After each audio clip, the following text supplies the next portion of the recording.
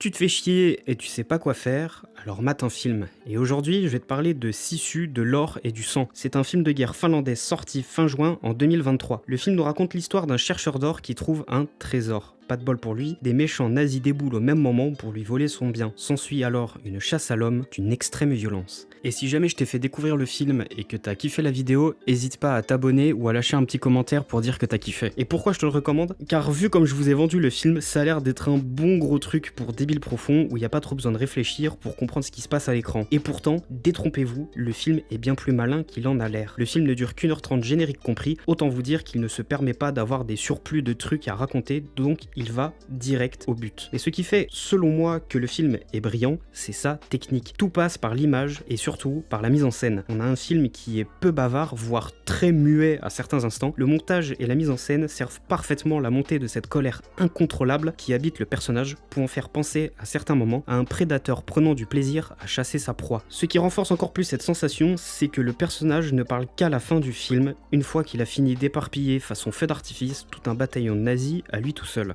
Le film déborde d'excellentes idées dans les mises à mort, entre le lancer de mines anti-chars à l'aide d'une pioche pour faire exploser un affreux nazi, ou encore égorger des types dans l'eau pour aspirer l'air qui s'échappe de leurs cadavres afin de rester plus longuement dans l'eau, c'est parfaitement brillant. En plus de tout l'aspect d'une joyeuse bourrinerie, le film a une photographie absolument magnifique. On nous fait découvrir des paysages de plaine finlandaise tout bonnement incroyables, et le film sait aussi retranscrire la solitude de ce personnage qui semble perdu au milieu de ces vastes plaines finlandaises, oscillant entre les codes du film d'action décérébré, du film de guerre qui explose, du gros allemand bien crasseux et du western dans ses codes visuels. Vous l'aurez compris, Sisu de l'or et du sang est une belle petite pépite de cinéma qui se trouve encore en salle à l'heure où je vous écris ces lignes. C'est une bien belle série B très calibrée qui saura divertir n'importe lequel d'entre vous. En plus, en ce moment, donc foncez le découvrir en salle. Le film est actuellement disponible en salle et pour bientôt en location et achat de VOD et aussi en Blu-ray.